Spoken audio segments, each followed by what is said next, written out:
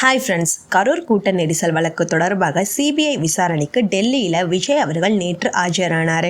அப்போது கூட்ட நெரிசல் நடந்தது எப்படி, எத்தனை பேர் கூடுவார்கள் என்பது முன்பே தெரியுமா எனவும், பரப்புரைக்கு தாமதமாக வர காரணம் என்ன, போலீசார் தடியடி நடத்தியது தெரியுமா என்பது உள்ளிட்ட 100 கேள்விகளுக்கு விஜய் அவர்களிடம் கேட்கப்பட்டுள்ளது. இதற்கு அவர் அளித்த பதில்களை எழுத்துப்பூர்வமாகவும் பதிவு செஞ்சிருக்காங்க.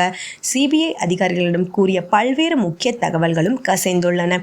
4 பேர் கொண்ட சிபிஐ அதிகாரிகளிடம் 100க்கும் மேற்பட்ட கேள்விகளுக்கு தளபதி விஜய் அவர்கள் பதிலளிச்சிருக்காரு. குறிப்பாக காவல்துறையின் அழுத்தத்தின் பேரிலேயே கரூரில் இருந்து நான் சென்னை கிளம்பியதாகவும், கூட்ட நெரிசலுக்கு அரசுதான் முழுக்க காரணம் என அழுத்தமாக கூறியிருக்காரு. இந்த நிலையில் டெல்லியில் சிபிஐ விசாரணை முடிச்சிட்டு சென்னைக்கு புறப்பட்டிருக்காரு தளபதி விஜய் அவர்கள். புஷி ஆனந்த், நிர்மல், ஆதவிடம் 3 நாட்கள் சிபிஐ விசாரணை நடைபெற்ற நிலையில விஜய் அவர்கள் கேட்டுக்கொண்டதால ஒரு நாள் விசாரணையோடு முடிச்சிட்டாங்களாம்.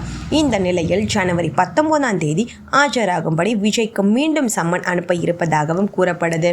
இதனால சென்னைக்கு வந்ததும் வழக்கறிஞர்கள் குழுவுடன் விஜய் அவர்கள் உடனடி ஆலோசனை நடத்த இருப்பதாகவும் கூறப்படுது.